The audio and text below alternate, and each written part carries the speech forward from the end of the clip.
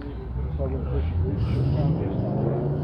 We appreciate you coming out today. We picked the right day in the week on purpose because some of us are fair weather activities.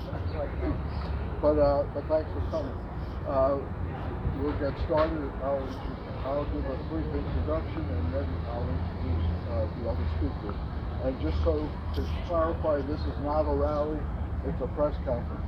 When we have a rally, you'll see this place full. Okay. So, 15 years ago, we formed the Cobb Immigrant Alliance. It was really Cobb Cherokee Immigrant Alliance then. And because there was a lot of misinformation, hate mongering, and fear mongering against immigrants at that time. Okay?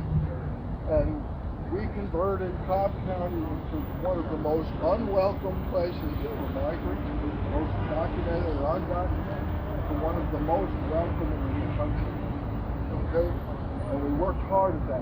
A coalition of churches, faith communities, chambers of commerce, you name it, broad GOP, Democrat, Libertarian, the most diverse coalition. Because why? Because they realize that we're a nation of immigrants, and the recent immigrants back then and now are just like our ancestors who came here for a better life. They braved life and limb, they risked life and limb to get here, and they built this country. This country was built on the back of immigrants and on the back of both forced immigrants, slaves, as well as willing immigrants that came here, like my Italian ancestors, who, by the way, I found out just a few years ago, came here, quote, illegally, to Ellis Island. That's why their names were changed and so forth. So we're here to reestablish the welcoming environment that Cobb and Georgia has, the carpet is laid out to welcome immigrants and migrants, mainly because our chief executive in Georgia, as well as candidates for some unscrupulous candidates for public office, are once again spreading fear-mongering, hate-mongering, and misinformation about recent migrant refugees coming over the border. When really our state coffers, the surplus that our governor brags about and graciously shares with us, is due in large part to migrants and immigrant labor, as well as, you know, all of us working together.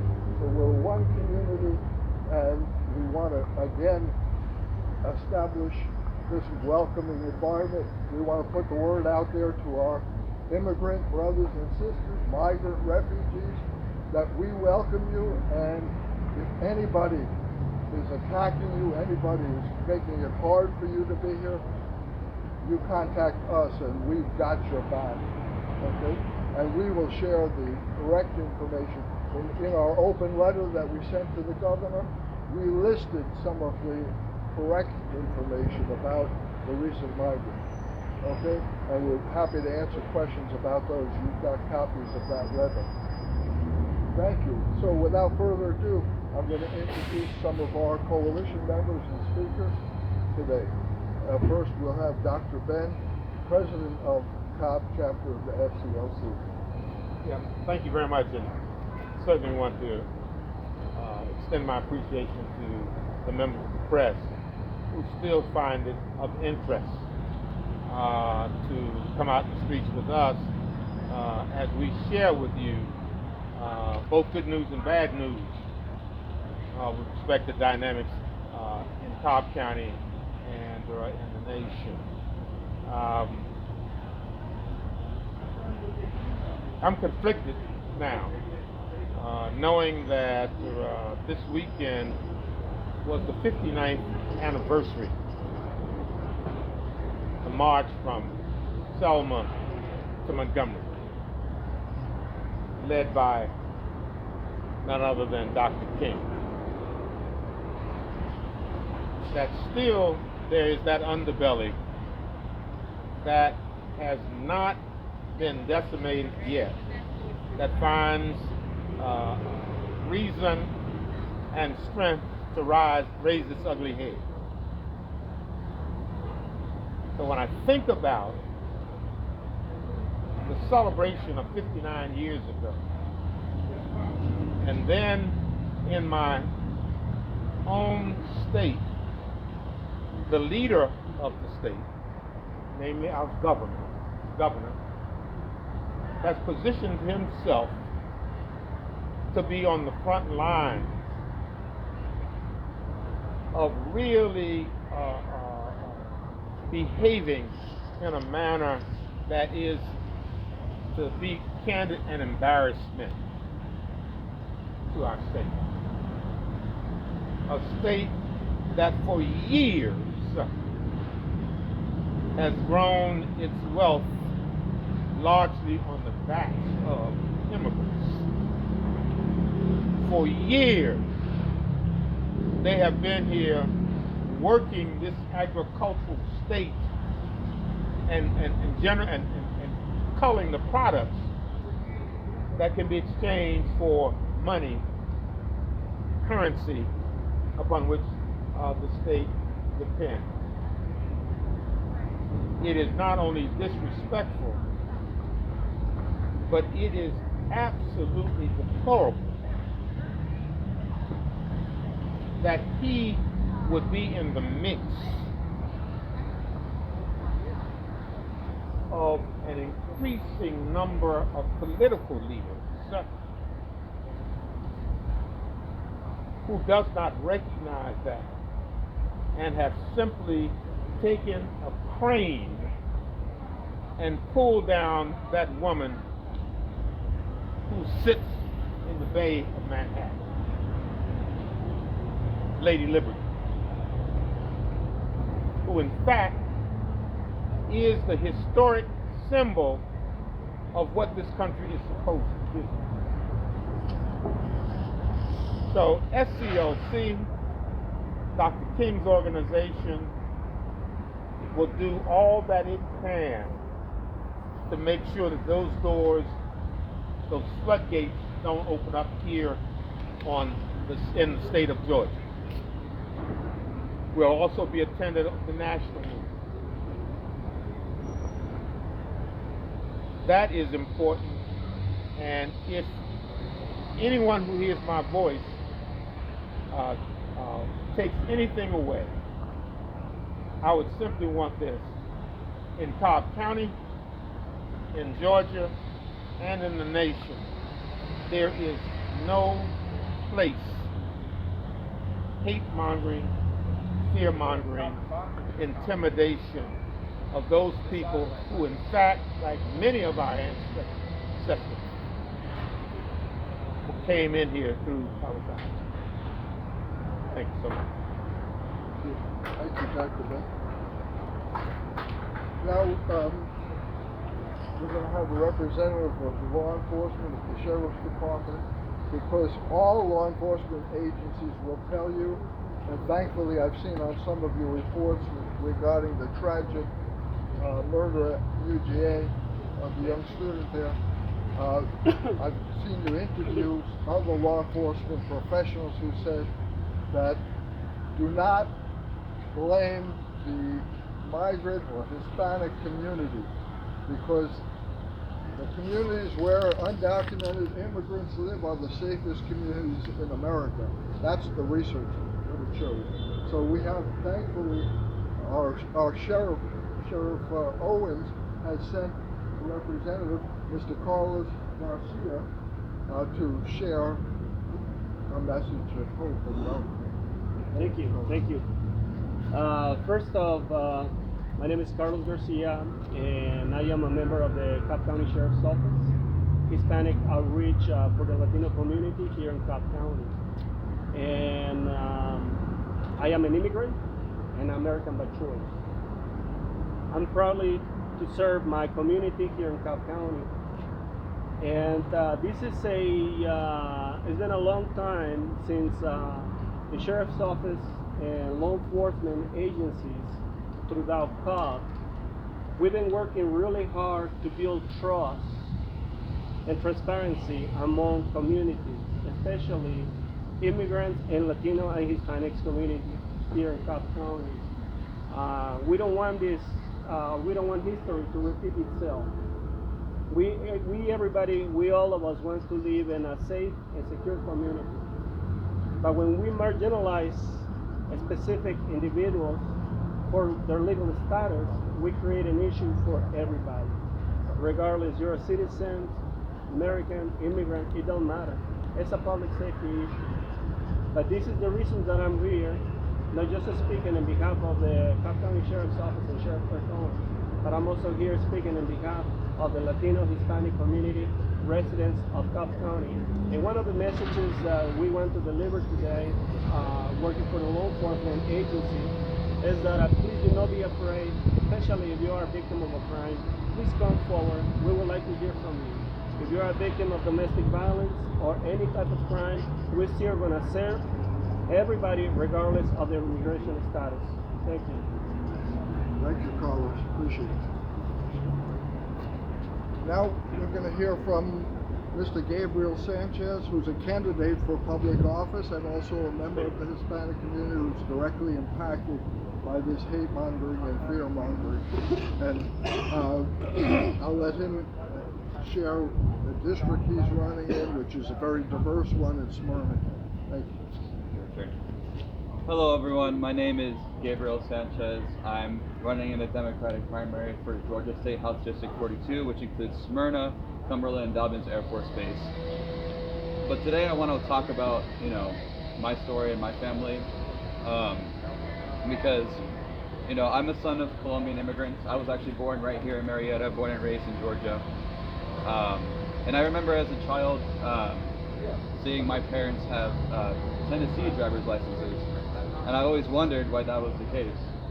And it wasn't until later that I realized that in the state of Georgia it's illegal, based on your immigration status, to have a driver's license, which is just, I don't know how people can expect someone to find a job or be able to do basic necessities like going to the grocery store without a driver's license.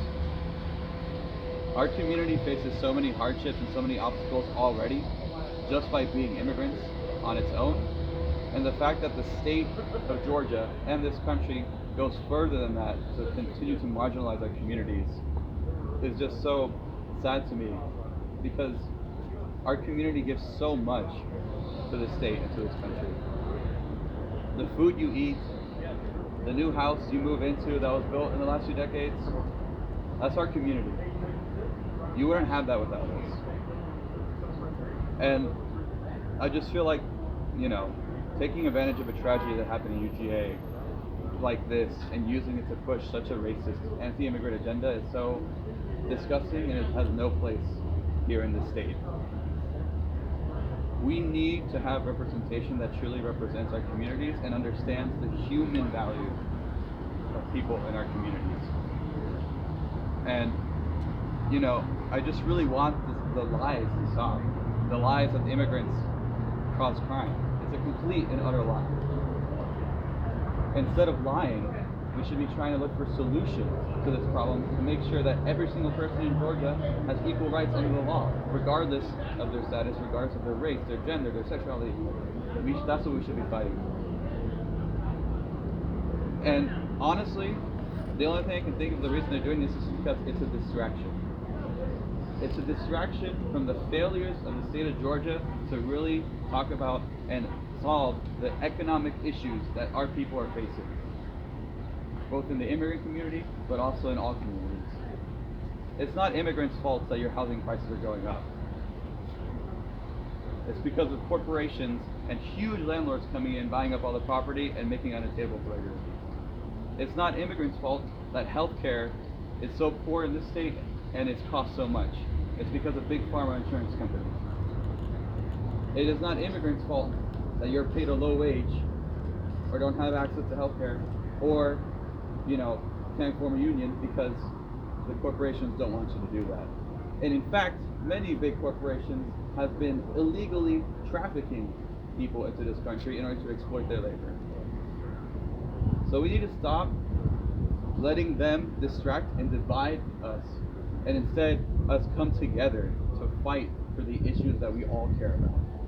because that's what we need in the state and in this country, and that's what I want to fight for as well. And so I thank you so much for this press conference, Richard. It's very important, and I want to make sure that we all come together and look at our fellow man and recognize the common issues that we all have and not let ourselves be divided. Thank you so much. Thank you, Gabriel. Good work. And I want to emphasize a couple of quick things. One is this is not a partisan issue, okay? For 15 years, there's been bipartisan efforts, starting with Kennedy and McCain 15 years ago, to bring about comprehensive immigration reform, sensible laws to enhance and control immigration, okay? But all of those efforts, the Bush family have tried, okay, on both sides of the aisle. They've been fought down by extremist, right-wing, I have to say it, white supremacists that have commandeered the GOP. And they fought down every bipartisan effort to bring about reform, legal reform. The other thing I want to say is we have a large community of not just Hispanic immigrants, but West Indian, African, by the way, Russian and Eastern European that look more like me, okay? Why are they not demonized? Okay, so let's, you know, I mean, I hate to say it, but there's a race, white supremacist issue here, that conspiracy theories that, you know, white people are trying to be replaced, okay? So we just want to dispel these I would say facts, but they're not facts at all. Okay, our next speaker is Pat Trudel of SCLC and the Cobb Public Safety Coalition. Yeah, my name's Pat Trudel. I'm here representing Southern Christian Leadership Conference, but also the Cobb Coalition for Public Safety. And as these folks had said earlier, we spent many years here in trying to resolve some issues regarding immigration. One of those was working very closely with our police departments and our sheriff's department regarding this 287G issue, where prior to that time, certain police officials would stop and hassle folks who looked like they might be an illegal immigrant and check for papers and all that sort of stuff. We got rid of all of that, and there's a reason for it. Because police departments were very concerned that the immigrant communities were afraid to report crimes to the police department. And the police department needed their help in resolving these crimes, especially crimes against persons. If somebody got hurt, or domestic violence or what have you, in order to catch the perpetrator. But everybody would remain mum. I know nothing, because they don't want to interact with the police department. So the police departments in the county have worked very hard now for a couple of years to get rid of that. To wit, recently an example would be Chief Bill Westerberger had a town hall in Kennesaw to talk about public safety, and there was a large Latino turnout. And a lot of these issues got resolved, and folks were still thinking that should we be afraid of the police. They were hearing a lot of rumors. There's a rumor mill, conspiracy theories, about what the police department is going to do to you if you are pulled over. They're going to steal your money. They're going to do all these types of things. So this is a constant effort that law enforcement is trying to build a bridge with these immigrant communities so that they will feel like citizens and cooperate with things as they go. So here we are now with another bill in the state legislature that wants to overturn this and again require sheriffs, deputies, and police departments to start hassling people again about their paperwork. We don't want to go backwards. We've already been there, and everybody's trying hard not to go there. Okay? The other issue about immigration, I think it's important that we say, no, yes, there needs to be work that needs to be done at the border to fix a lot of problems. And recently we had a bill that came forth to do that. And certain members of Congress, as you all know, refused to listen to it. So if they don't want to fix it, they shouldn't be complaining about it. But one last issue, I did see an interview a couple of weeks ago with Chairman Powell of the Federal Reserve. And if you recall, President Trump appointed Mr. Powell to that position. And his comment was that one of the reasons, the major driver for our economy in this country that keeps us going, the reason our GDP is much higher than the rest of the world at this point in time, is immigration. This is from the chairman of the Federal Reserve, okay? Immigration has been a major driver for economic success in this country because of our aging population. A good example, Japan has the same problem, an aging population. They're in big trouble. Their GDP is down next to nothing because nobody's immigrating to Japan. They don't have any immigration, okay? So we have to have these young people coming in. So those were my comments. Thank you. Thank you. I'm not going to speak today, but I'll just introduce myself. I'm Jeff Jones. I'm a Unitarian Universalist community minister, and I'm here as a person of faith. And I think faith communities as a whole support what the immigrants need, their journey, their struggles, and want to welcome them with an open heart. And that's what I'm here for. Blessings to you all. Thank you, Jim. Okay, sorry, now we'll open it up for any questions. Emily Pearson from WABE. What do y'all think the effect of the election year is on the rhetoric that we're hearing in Georgia? The election? Yeah. You want to?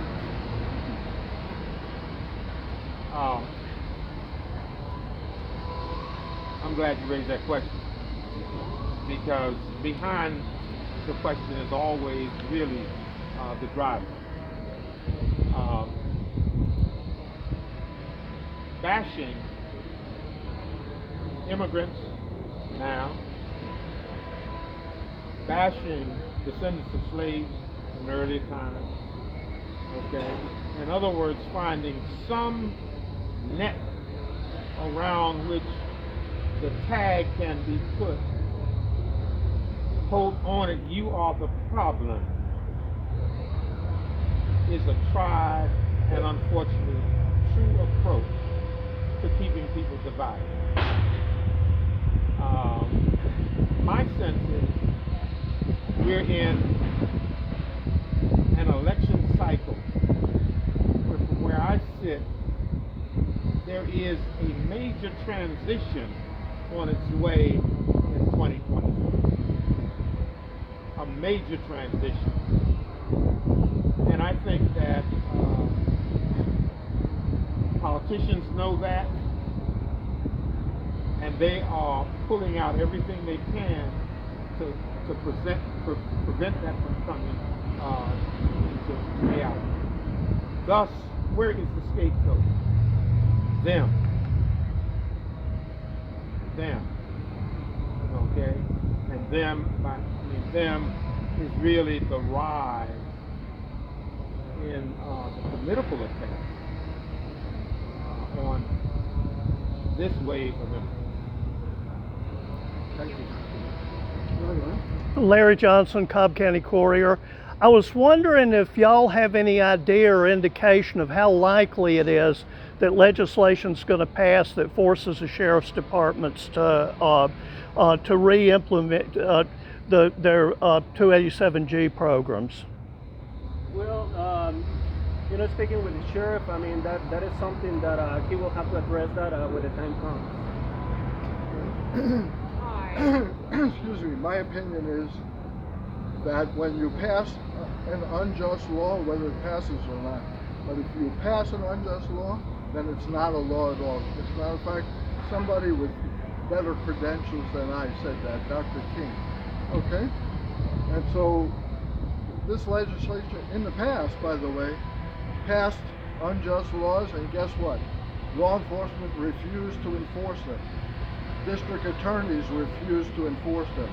So it's just, again, dog whistle politics to say we're targeting, scapegoating these people so that the focus is not on the legislature's failure to provide adequate health care, to provide affordable housing, to reduce the massive inequities. Georgia is at the bottom of so many indexes, and yet they're going to stand up and blame and send a National Guard, our governor, to Texas, which is probably an illegal move.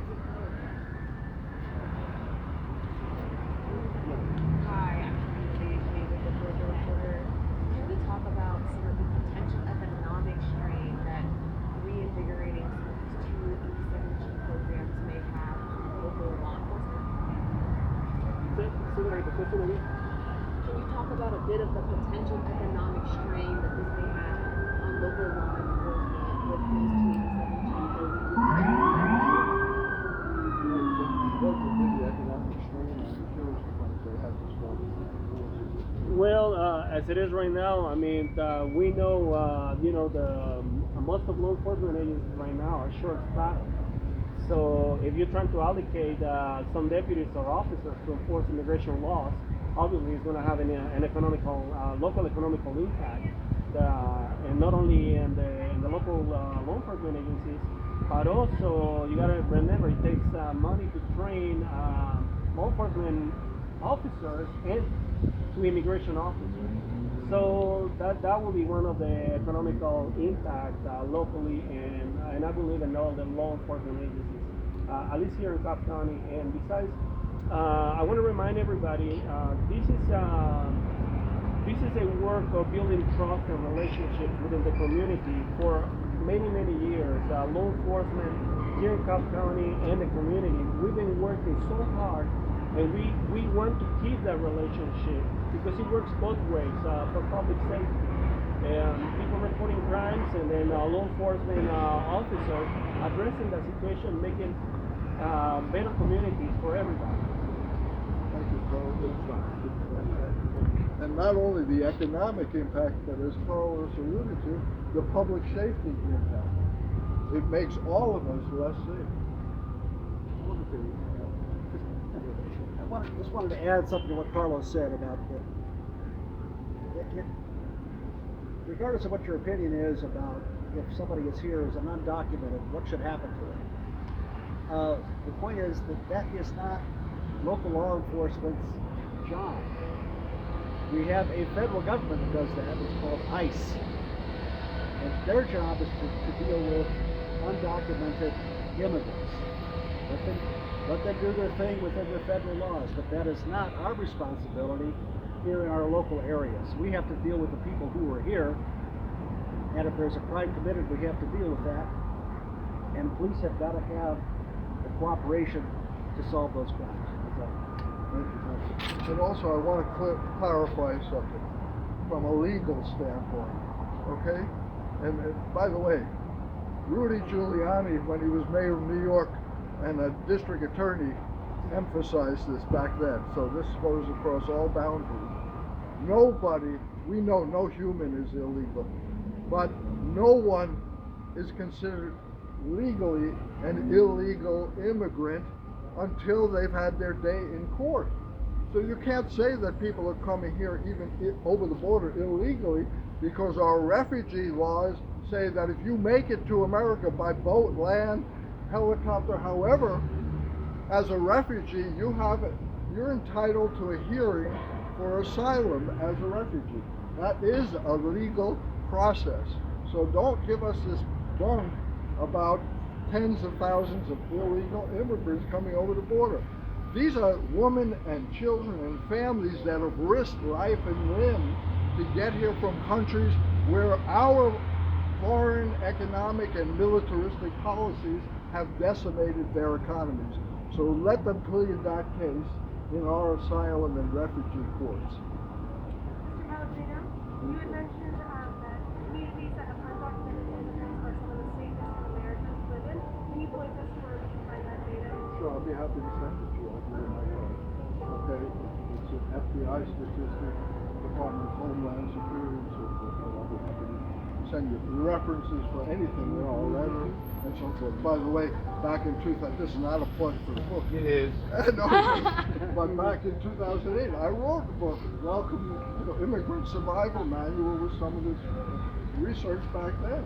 It's sad that I have to pull it out again. I'm going to have to update it and redistribute it, 15 years later.